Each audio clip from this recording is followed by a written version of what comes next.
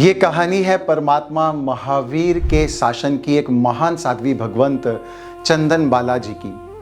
वो चंदन बाला जो कभी राजकुमारी थी और वो चंदन बाला जो कभी दासी के रूप में बिकी थी और जो परमात्मा महावीर के 13 महाविग्रह थे कि एक राजकुमारी हो और वो दासी के रूप में बिकी हो और हाथों में पावों में बेड़िया हो, हथकड़िया हो, वैसी दशा में उन्होंने परमात्मा महावीर को आहार बोहराया और परमात्मा महावीर के 5 महीने 25 दिन बाद अभिग्रह पूर्ण हुए थे।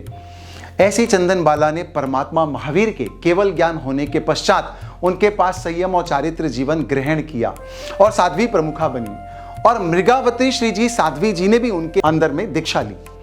अब एक बार जब परमात्मा की दिव्य देशना चल रही थी, मृगावती श्री जी साध्वी जी वो देशना सुन रही थी और सूर्य और चंद्र भी उस देशना में आए हुए थे, तो इस बात का पता ही नहीं चला कि कब शाम हो गई और उनको उपासरे पहुंचने में थोड़ा विलंब हो गया।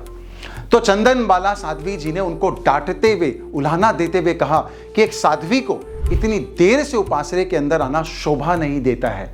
बस ये सुनना था प्रायश्चित में कि जो मेरे से अपराध हुआ है, जो मेरे से गलती हुई है। मृगावती श्री जी जो साध्वी भगवंत थी, वो लगातार प्रायश्चित करते हुए अपने पाप का, अपनी हुई गलती का आंसुओं के द्वारा रोने लगी और ऐसे भावधारा उनके उच्च श्रेणी पर चढ़ते गए, पश्चाताप के भावों के साथ इधर आंसू क्या गिर रहे थे, उन आंसुओं से सारे कर्म के जो बंधन थे वो ही धुल गए और उनकी आत्मा को शुद्ध निर्मल केवल ज्ञान प्रकट हो गया।